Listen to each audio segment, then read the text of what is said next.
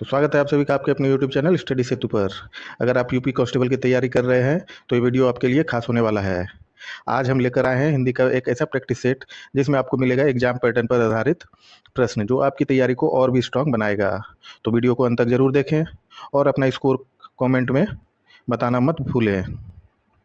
तो video start करते हैं। चलिए, आज का पहला सवाल है, महोत्सव का संधि विच्छेद क्या है? महोजोड़ उत्सव, महाजोड़ उत्सव, महजोड़ उत्सव, महेजोड़ उत्सव। महोत्सव का संधि विच्छेद क्या होगा? महाजोड़ उत्सव। ऑप्शन नंबर बी यहाँ पे सही हो जाएगा। कौन सी संधि है ये गुण संधि है।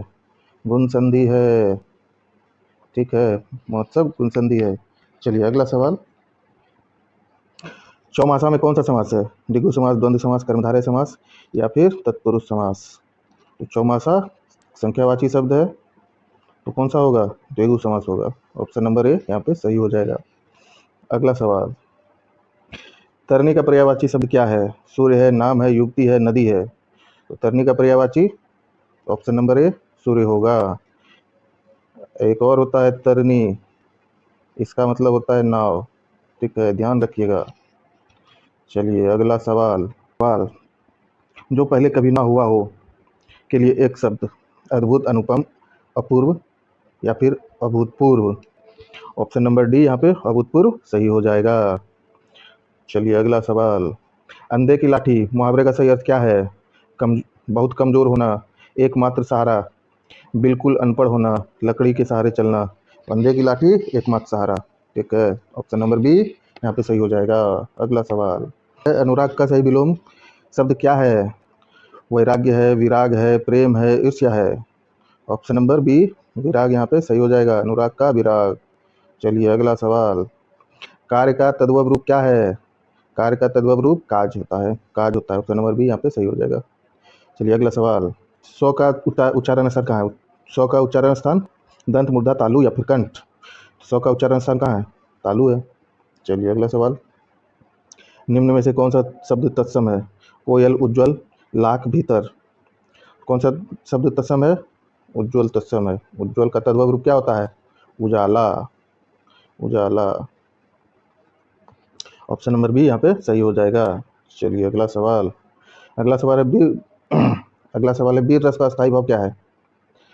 रति है, क्रोध है, उत्साह है या फिर विस्मय है। तो वीर रस का स्थायी भाव, सॉरी, वीर रस का स्थायी भाव उत्साह है। तो ऑप्शन नंबर सी यहाँ पे सही हो जाएगा। अगला सवाल, पक्षी का पर्यायवाची शब्द है? विहग, मीन, भृंग या फिर वरुणी। विहग किसका है? पक्षी का है। ऑप्शन नंबर ए यहाँ पे सही हो जाएगा। मीन किसका है? मत्स्य का, मछली का, मछली या मत्स्य। भृंग किसका है? भौरा, भौरा का। वरुणी किसका है? मदिरा या शराब, मदिरा, ठीक है। ऑप्शन नंबर ए यहाँ पे सही हो जाएगा। चलिए अगला सवाल है, अगला सवाल है, अधजल गगरी छलकत जाए लोकोक्ति का अर्थ है? कम ज्ञान का प्रदर्शन करना, गगरी का छल खाली रखना, बहुत अधिक बोलना, संभल कर न चलना। तो ऑप्शन नंबर ए यहाँ पे, ऑप्शन नंबर ए यहाँ पे सही हो जाएगा। कम ज्ञान का अधिक प्रदर्शन करना, थोड़ा सा मिसप्रिंट हो गया है, अधिक प्रदर्शन करना, ठीक है। अधजल अधजल गगरी छलकत जाए का होगा कम ज्ञान का अधिक प्रदर्शन करना, ठीक है। चलिए अगला सवाल है, मृगेंद्र का पर्यायवाची शब्द क्या है? शार्दूल, अहि, हिरन या कुरंग। तो मृगेंद्र का क्या होता है? मतलब सिंह, सिंह। ऑप्शन नंबर ए शार्दूल यहाँ सही हो जाएगा। अहि किसका है? सांप का, अहि सांप का है। हिरन और कुरंग एक ही है, तो सारंग भी कह सकते हैं, सारंग भी कह सकते हैं। ऑप्शन नंबर ए यहाँ पे सही हो जाएगा। चलिए अगला सवाल, अगला सवाल है, हल्दी का तत्सम रूप क्या है? हरदी, हरिद्रा, हल्दी या फिर हर्दिका। तो ऑप्शन नंबर बी यहाँ पे सही हो जाएगा। ऑप्शन नंबर बी यहाँ पे सही हो जाएगा, हरिद्रा। अगला सवाल, अगला सवाल है, रसोई घर में कौन सा समास है? अव्ययी भाव, तत्पुरुष, बहुब्रीहि या फिर द्वंद्व। तो रसोई घर में तत्पुरुष समास है, रसोई के लिए घर, रसोई के लिए घर, तत्पुरुष समास यहाँ पे सही हो जाएगा। चलिए अगला सवाल है, उन्मूलन का सही विलोम शब्द क्या है? उत्थान, उत्कर्ष, रोपण या अवनति। उत्थान का क्या होता है? पतन, उत्थान का पतन। उत्कर्ष का क्या होता है? अपकर्ष, उत्कर्ष का अपकर्ष। अवनति का क्या होता है? उन्नति, उन्नति। रोपण यहाँ पे सही हो जाएगा, उन्मूलन का रोपण यहाँ पे सही हो जाएगा। चलिए अगला सवाल, अरविंद का पर्यायवाची शब्द क्या है? अरविंद का पर्यायवाची शब्द कमल है। ऑप्शन नंबर बी यहाँ पे सही हो जाएगा। चलिए अगला सवाल है, लेखक शब्द के अंत में कौन सा प्रत्यय लगा है? कौन सा प्रत्यय लगा है? अक प्रत्यय लगा है। ऑप्शन नंबर डी यहाँ पे सही हो जाएगा, अक प्रत्यय लगा है। अगला सवाल, आधुनिक युग की मीरा किसे कहा जाता है? अगला सवाल है, आधुनिक युग की मीरा किसे कहा जाता है? सुभद्रा कुमारी चौहान को, महादेवी वर्मा को, कृष्णा सोरवती को, या फिर मीराबाई को? तो आधुनिक युग की मीरा किसे कहा जाता है? महादेवी वर्मा को कहा जाता है। चलिए अगला सवाल, अगला सवाल है, कर्पूर शब्द किस श्रेणी में आता है? तद्भव, तत्सम, देशज, विदेशज। तो कर्पूर आता है तत्सम में, कर्पूर का तद्भव हो जाता है कपूर, कपूर हो जाता है तद्भव। चलिए अगला सवाल है, परोपकार में कौन सी संधि है? विसर्ग संधि, गुण संधि, वृद्धि संधि, या फिर यन संधि? तो परोपकार का संधि विच्छेद क्या हुआ? परोपकार का संधि विच्छेद हो गया पर उपकार, उपकार, ठीक है। और संधि कौन सा हुआ? गुण संधि, गुण संधि यहाँ पे सही हो जाएगा। चलिए अगला सवाल, अगला सवाल है, निम्न में से तत्सम शब्द चुनिए। दूध, हाथ, आम्र, या फिर कान। दूध का तत्सम क्या होता है? दूध का तत्सम क्या होता है? दुग्ध, दुग्ध। हाथ का क्या होता है? हस्त, हस्त। आम्र यहाँ पे सही हो जाएगा। कान का क्या होता है? कर्ण, कर्ण। आम यहाँ पे सही हो जाएगा, तत्सम इसका तद्भव रूप होता है आम। चलिए अगला सवाल, पंचामृत में कौन सा समास है? पंचामृत में कौन सा समास है? तत्पुरुष है, द्वंद्व है, कर्मधारय है, द्विगु है। पंचामृत में द्विगु समास है, संख्यावाची है। चलिए अगला सवाल, जंगम का सटीक विलोम शब्द क्या है? जंगम का स्थावर है। ऑप्शन नंबर सी यहाँ पे सही हो जाएगा। चलिए अगला सवाल है, मृगनयनी में कौन सा समास है? मृगनयनी में कौन सा समास है? मृगनयनी में कर्मधारय समास। ऑप्शन नंबर बी यहाँ पे सही हो जाएगा। चलिए अगला सवाल, जो वाणी द्वारा व्यक्त ना किया जा सके। अगला सवाल है, जो वाणी द्वारा व्यक्त ना किया जा सके के लिए एक शब्द। आत्म साक्षात्कार, स्वानुभूति, अनिर्वचनीय, या फिर रहस्य। क्या होगा? ऑप्शन नंबर सी अनिर्वचनीय यहाँ पे सही हो जाएगा। चलिए अगला सवाल है, तरनी तनुजा तट तमाल तरुबर बहु छाय में कौन सा अलंकार है? अनुप्रास अलंकार, यमक अलंकार, श्लेष अलंकार, या फिर उपमा अलंकार?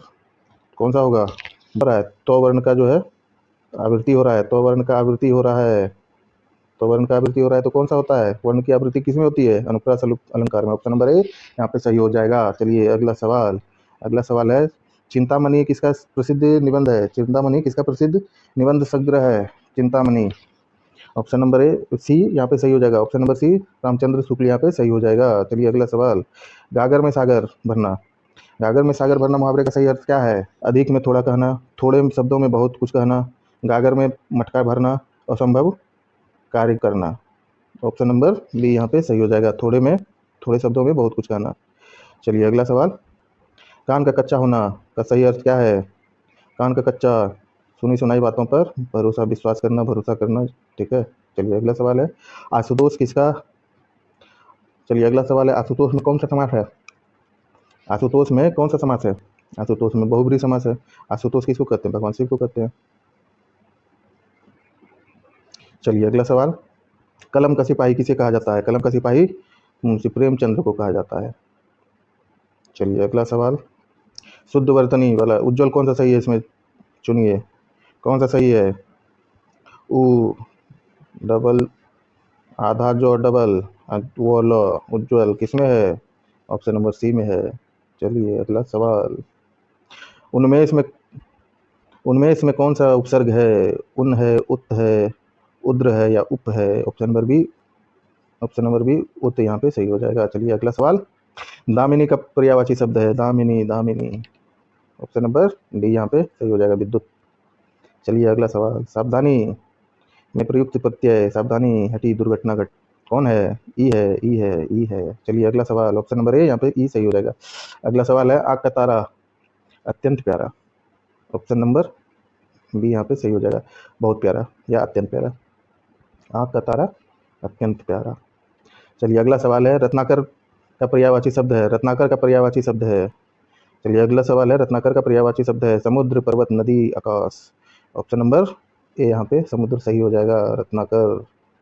चलिए अगला सवाल, श्रृंगार रस का स्थायी भाव क्या है? श्रृंगार रस का स्थायी भाव रति है, रति है। ऑप्शन नंबर सी यहाँ पे सही हो जाएगा। चलिए अगला सवाल, गोदान किसका जो है, गोदान उपन्यास के लेखक कौन है? जयशंकर प्रसाद हैं, प्रेमचंद्र हैं, रेणु है या फिर अज्ञे है? ऑप्शन नंबर बी यहाँ पे सही हो जाएगा, मुंशी प्रेमचंद यहाँ पे सही हो जाएगा। चलिए अगला सवाल, चलिए आज का लास्ट सवाल यही था। कल फिर मिलते हैं कुछ नए प्रश्नों के साथ, तब तक के लिए धन्यवाद।